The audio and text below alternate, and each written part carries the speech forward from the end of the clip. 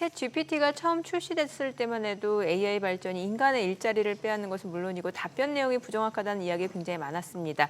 현재는 생성형 AI 수도 많아졌고 또 잘 활용하는 법이 화두가 되었죠. 생성형 AI 어떻게 써야 제대로 활용할 수 있을지 알아보겠습니다. IT 커뮤니케이션 연구소 김덕진 소장 모셨습니다. 어서 안녕하세요. 오세요. 네, 안녕하세요. 반갑습니다. 김덕진입니다.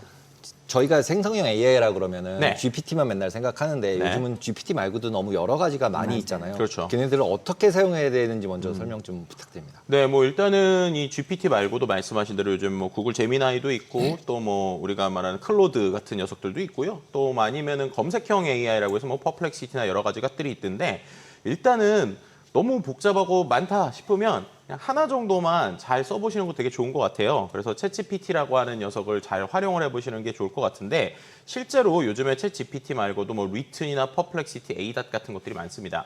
보통 이제 요즘에 나오는 AI 도구들을 크게 두 가지로 나눌 수가 있어요. 첫 번째는 모델 자체, 그러니까 엔진 자체를 만들어서 움직이는 회사들이 있거든요. 그런 회사가 뭐 예를 들면은 오픈 AI의 챗GPT라든지 구글의 제미나이 같은 회사들이고요. 그리고 서비스를 특화하는 회사들이 있습니다. 뭐 대표적으로 지금 나오는데 뭐 리튼이나 퍼플렉시티 뭐 이런 회사들은 자체적인 엔진을 만드는 회사는 아니에요. 그런데 여러 엔진을 기반으로 해서 특화된 서비스를 만드는 거죠. 뭐 예를 들면 리튼 같은 경우에는 우리나라 이제 20대들 대학생들이 좀 많이 쓰고 있는데 저 안에 들어가면 뭐 예를 들면 리포트를 쉽게 작성할 수 있게 버튼 형태로 메뉴가 구성이 돼 있어서 우리가 이제 프롬프트를 직접 치지 않아도 되는 이런 형태들 때문에 대학생들에게 상당히 관심을 받고 있고요. 저 퍼플렉시티라고 하는 서비스 같은 경우에는 기본적으로 글로벌에서 요즘에 최근에 아주 주목받고 있는데 우리가 이제 기존에 검색을 하는 때는 일반 검색을 하게 되면은 검색 결과를 또 사람이 눌러서 확인을 해야 되잖아요. 그런데 저 퍼플렉시티 같은 경우에는 제가 질문을 하면 그 질문에 대해서 저 AI가 빠르게 여러 사이트들을 검색을 하고 그 내용들을 요약해서 주기 때문에 저런 특화형 형태들이 있습니다. 그래서 일단은 내가 쓰는 모델이 어떤 거고 특화된 기능들을 어떻게 쓸지를 좀 생각을 하신 다음에 그 부분에서 골라서 쓰시면 좋겠다. 뭐 이런 얘기 좀 드리면 좋을 것 같네요.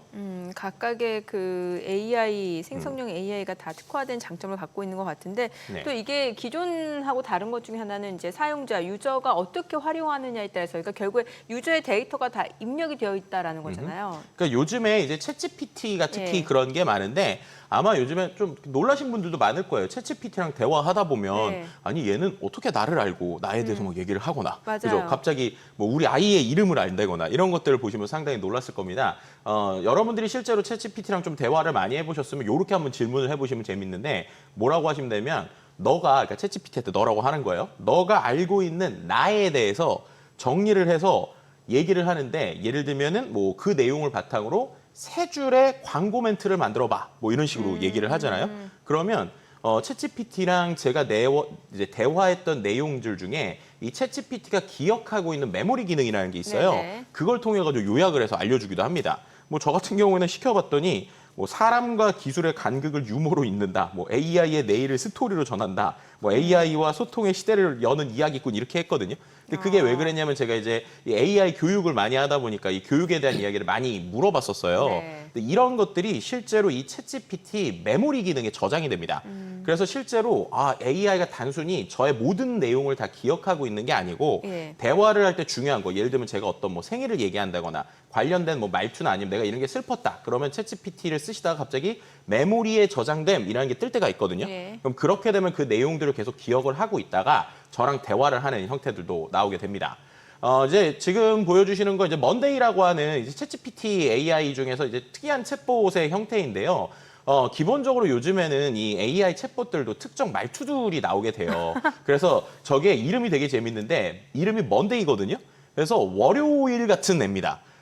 네, 그래서 실제로 목소리도 그렇고 되게 이제 실제 요즘에 AI 음성으로 대화할 수 저 있잖아요. 먼데이는 어떻게 하면 만나볼 수 있는 거예요? 저 먼데이 같은 경우는 챗GPT에 이제 네. 챗봇 안에 먼데이라는 이제 녀석이 있어요. 그래서 그 그래요? 녀석을 고르면 되는데 예전에는 밖에 드러나 있었는데 요즘에는 이 먼데이가 좀 숨긴 했습니다. 그래서 좀 찾기가 좀 어려워요. 네. 예전에는 목소리 중에 아예 별도의 먼데이라 해서 딱 있었는데 메뉴가 그게 지금은 이제 뒤로 들어가 있어서 챗봇 메뉴에서 먼데이를 이제 GPT 챗봇에서 고르긴 해야 되거든요. 근데 이제 GPT 챗봇에서 먼데이라는 걸 고르면 실제로 질문을 하게 되면 다른 건 되게 긍정적으로 얘기할 수도 있는데 이 먼데이는 조금 냉소적이거나 목소리로 좀 나오게 되는 이런 캐릭터들을 갖게 되니까 일종의 컨텐츠처럼 사람들이 대화를 하는 것 같아요. 그러니까 예전에는 우리가 말하는 챗GPT나 AI들이 정말 그냥 정답을 옳은 소리를 하거나 되게 네. 바른 소리를 하는 것들만 있었다라고 생각을 했는데 오히려 이렇게 좀 냉소적이거나 시니컬한 얘기를 하면서도 공감을 해주는 이런 캐릭터나 성향이 있는 AI들이 나오다 보니까 사람들이 조금 더 AI에게 좀 매력을 좀 느끼게 하는 뭐 이런 것들이 좀 있는 것도 같습니다. 그러니까 예전에는 프롬프트 엔지니어링 막 그래서 뭔가를 프롬프트를 배워야 될 것 같은 분위기였는데 최근 들어서는 그냥 막 쓰는 분위기로 바뀌어가고 있잖아요. 할머니도 쓸 수 있다. 그렇죠. 그리고 이제 그렇게 프롬프팅 하는 것 자체도 GPT가 막 해주고 있고 뒤에서. 근데 이렇게 계속 가다 보면 이제 어느 정도 우리의 생활에 침투를 할 수 있을까요? 일단은 프롬프트 엔지니어링에 대해서 좀 하나 좀 정리를 해드려야 될 거는 이제 프롬프트 엔지니어링이라고 하는 게 방금 말씀 주셨던 것처럼 AI에게 우리가 질문을 하는 기술이거든요. 네. 그런데 처음에 챗GPT를 우리가 만났을 때, 그러니까 한 2023년 정도로 돌아가 볼게요. 2022년 11월 말에 나왔고 2023년부터 우리가 쓰기 시작을 했는데 그때는 프롬프트 엔지니어링이 약간 어떤 느낌에 가까웠냐면 별도로 배워야 되는 테크닉 같은 느낌에 가까웠어요. 그래서 AI한테는 뭐 이런 식의 구조로 질문을 해야 된다였는데요. 결국에 그 구조를 뜯어보니까 우리가 누군가한테 일을 잘 시키는 사람들이 있잖아요. 네네. 일을 만약에 내가 온라인으로 시킨다, 뭐 예를 들면 비대면으로 일을 시킨다라고 할 때는 그 사람한테 명확하게 이 내용에서 좀 조리 있고 짧고 임팩트 있게 얘기를 해줘야 되잖아요. 그 방식대로 AI한테도 시켰더니 잘 되더라라는 걸 이제 사람들이 느낀 거예요. 그러니까 별도의 테크닉이 있다라기보다는 기본적으로 우리가 일 잘하는 사람들이 일 잘 시키는 이런 방식들을 쓰다 보니까 잘 되더라라는 걸 하나 느낀 거고요. 두 번째는 말씀하셨던 것처럼 우리가 예전에는 AI한테 되게 뭔가 딱 구조적이고 복잡한 내용을 줘야지만 잘하는 줄 알았는데 얘가 처음에 답변이 잘못 나오면 내가 원하는 대로 안 나왔다. 그럼 또 시키면 된다는 걸 이제 사람들이 맞아요. 느끼는 네. 거예요. 그러니까 결국 중요한 거는 원래 그 일을 잘하는 사람들이 그 일을 그냥 시키는 대로 썼더니 잘 되더라라는 걸 느끼니까 그 안에서 사람들이 이 AI가 상당히 우리에게 다가오고 손쉽구나라고 하는 걸 좀 느끼는 것 같아요. 그런데 이제 이 AI가 그래서 최근에는 어떤 변화의 흐름으로 가고 있느냐?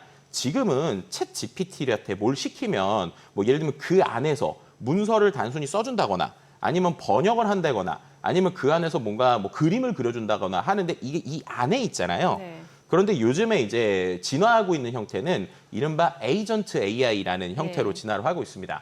에이전트 AI라는 건 뭐냐면 앞서서도 저희가 나눈 것처럼 예전에는 엄청나게 명령들을 잘 줘야지만 얘기를 했는데 이제 얘한테 그냥 일 해봐 시키는 거예요. 예를 들면 나 내일 모레 저기 미국에 출장을 갈 건데 미국 출장 갈 때 간 김에 좋은 콘서트 하나 보고 싶으니까 콘서트 장소 네가 좀 찾아가지고 거기서 좋은 티켓을 예약해줘 라고 시키면 이제 챗GPT에서 좀 비싼 버전 오퍼레이터라고 하는 기능을 쓸 수 있는 메뉴가 있거든요. 거기에서는 실제로 이 챗GPT가 그 내용을 이해를 해요. 일단 지금 얘기한 걸 하려면 기본적으로 내가 인터넷에서 지금 우리 주인이 가려고 하는 위치를 찾아야겠구나 라고 생각하면서 자기가 인터넷으로 그 위치를 찾는 거예요.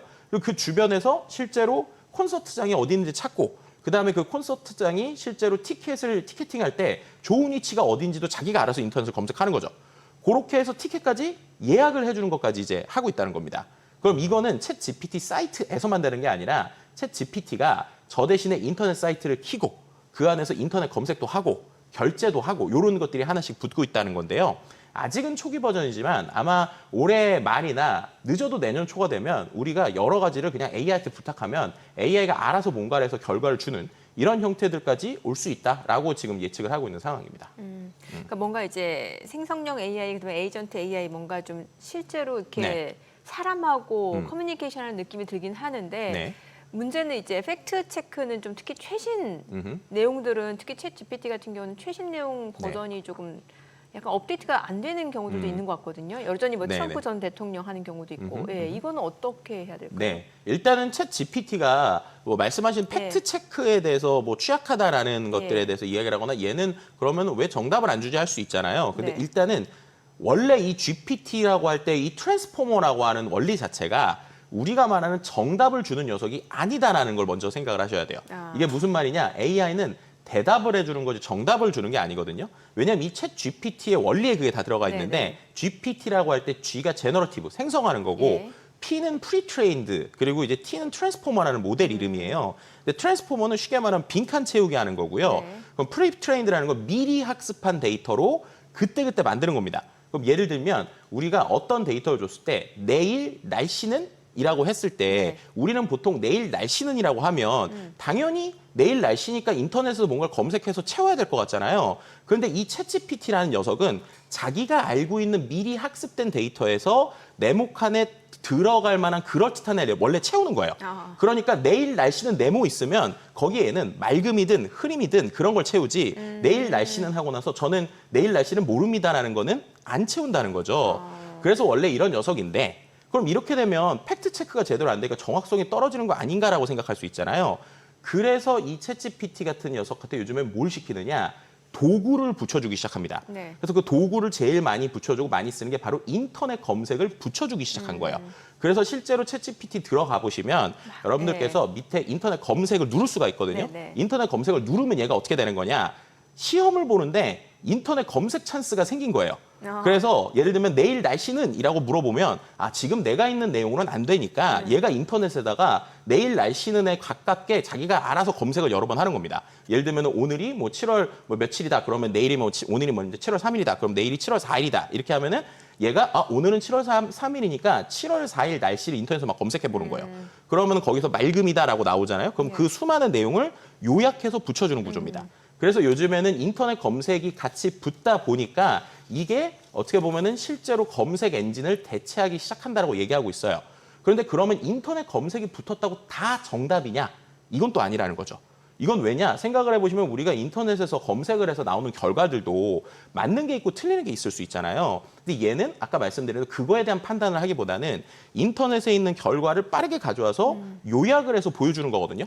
근데 한 가지 차이는 예전에는 AI가 어떻게 이 대답을 했는지 우리가 알 수 없었다면 이제는 출처가 생겼으니까 네. 눌러서 확인을 할 수 있는 거죠. 아. 그렇기 때문에 여전히 팩트 체크는 해야 되지만 예전보다는 인터넷 검색이 붙었기 때문에 확실히 정확도가 높아졌고 그래서 최근에는 사람들이 생성형 AI를 가지고 검색 엔진을 대체해서 쓰는 사람들 많아졌다. 네. 이렇게 좀 설명을 드릴 수 있을 것 같습니다. 그럼 그 GPT를 가지고 예를 들자면은 뭐 지금 원래 우리가 막 가계부 같은 거 막 엑셀로 만들어 쓰잖아요. 네네. 그게 아니라 기억이 된다고 치면 나 지금 얼마 썼어, 못 썼어 이게 막 써놓으면은 네. 얘가 다 정리하는 것도 그냥 스스로 기억된 걸로 할 수 있나요? 네, 지금 되게 중요한 이야기를 해주셨는데 챗GPT 쓰실 때 되게 사람들이 놓치는 것 중에 하나가 챗GPT는 반드시 그 위의 대화의 맥락을 기억하거든요. 예. 그럼 말씀하신 대로 내가 가계부를 쓰는 대화로 치면 우리로 치면 예를 들면 메신저 톡방 같은 거라고 보시면 돼요. 제가 만약에 가계부에 대한 이야기를 하고 있는 방이 있어요. 근데 다른 얘기를 하고 싶어요. 그럼 다른 얘기를 할 거면 반드시 새 채팅을 띄우셔가지고 다른 주제의 내용들을 얘기해 줘야 돼요. 왜 이야기를 드리냐면 그러면 앞서서 내가 어떤 가계부에 대한 내용을 한 대화 내용에 그 다음에 내가 그걸 이어서 하겠다 그러면 그 방에 다시 들어가서 그 채팅방에 들어가서 대화를 하면 앞에 맥락들을 기억하기 때문에 어느 정도 그 내용을 대화를 이어주고 말씀하신 대로 계산이 됩니다. 그런데 이거는 기억량에는 한계가 항상 있기 때문에 그 한계는 어느 정도 생각을 하셔야겠지만 뭐 적어도 일주일이나 아니면 한 달 정도의 데이터를 모아주는 거는 충분히 가능한 수준으로 기억을 하고 있어요. 그래서 요즘에 이거를 가지고 20대들이 좀 어떻게 하고 있냐면 다이어트 할 때 좀 도움을 받는 형태로도 쓰고 있습니다. 어떡해요? 갑자기 다이어트에 관심 많으신 것 같은데. 궁금해요. 뭐 예를 들면 이런 겁니다. 이제 우리가 냉털이라고 그러잖아요. 냉장고 안에 있는 것들 먹는 거. 그래서 이제 제 지금 냉장고 안에 있는 것들을 얘한테 다 알려줘요. 네. 그럼 그 내용을 갖고 내가 건강식을 만들려면 어떻게 하면 좋을까? 그럼 얘가 이제 음식을 알려줍니다. 그럼 그거를 먹어요. 그리고 나서 그 안에서 예를 들면 내가 이제 남은 어떤 내용들이 있을 거잖아요. 그럼 남은 내용에 대해서 얘가 기억을 하고 있다가 그럼 내가 또 추가적으로 음식을 만들려면 뭘 하면 돼? 라고 하면 지금 냉장고에 이런 게 남아 있었을 테니까 추가적으로 요런 야채 몇 개만 사면 돼. 이런 식으로 시기를 조절을 식단을 만드는 방식으로 쓰고요. 혹은 뭐 이렇게도 할 수 있죠. 우리가 체질량 지수 같은 거 네. 이제 재면은 인바디 그래프가 나오잖아요. 인바디 결과를 사진으로 찍어서 얘한테 주는 거예요. 그럼 얘한테 주면 얘가 지금 이런 상태입니다라는 걸 트레이너처럼 평가를 해주거든요. 그럼 그 다음에 제 운동 계획을 짜달라고 하는 거예요. 제 내용을 주고요. 그럼 그거를 가지고 실제로 제가 건강 관리를 하면서 얘한테 계속 대화를 하는 걸로 관리해주는 서비스로도 쓸 수 있는 거죠. 그리고 또 요즘에 20대들이 상당히 이걸 갖고 많이 쓰는 게 사주를 또 이제 챗GPT로 많이 보더라고요. 많이 그렇죠. 네. 그런데 이렇게 되면은 어떻게 보면은 나의 생년월일이나 내용들을 알고 있으니까 거기에서 뭐 추가적으로 마치 우리가 한 번 사주를 보는 게 아니라 그 안에서 뭔가 이런 관심에서 너는 이제 나를 알았으니까 내가 뭘 하면 좋니?라고 계속 꼬리에 꼬리를 무는 대화들을 이어가거든요. 결국 그런 것들이 어떻게 보면은 사람들이 생성형 AI를 쓰면서 좀 효능감을 느끼는 것 같고 그래서 이제 작년까지만 해도 생성형 AI로 사람들이 제일 많이 뭘 하는가를 하버드 비즈니스 리뷰에서 분석한 걸 보면요. 그때는 어떤 거였느냐? 우리가 아이디어, 제너레이팅 아이디어, 그러니까 아이디어를 만들고 발사하는 걸 제일 많이 썼거든요. 네. 근데 그게 6위까지 떨어지고 2025년은 사람들이 제일 많이 뭘 쓰느냐? 테라피랑 컴패니언십이라고 하는 키워드가 나왔습니다. 이게 뭐냐면 테라피는 내 심적으로 얘랑 계속 상담을 하면서 저의 이제 심리 관리를 하는 거죠. 이제 그런 얘기 많이 하시더라고요. 뭐 예를 들면 저도 이제 결혼을 했지만 남편은 내 얘기 안 들어주는데 챗GPT는 내 얘기 그냥 굳이 다 들어주고 다 공감해주고 응원해준다. 그러니까 그런 식으로 내 심리 상담을 하는데 좀 많이 쓰고 컴패니언십은 이제 동반자 같은 거죠. 그래서 네. 제 항상 관리를 하거나 매니징을 하는 이런 쪽으로 좀 AI를 쓰는 패턴들이 나오고 있습니다. 지금 제가 아는 분들도 이제 약간 투병하고 계신데 네. GPT랑 얘기하는 게 훨씬 더 힐링이 많이 된다고.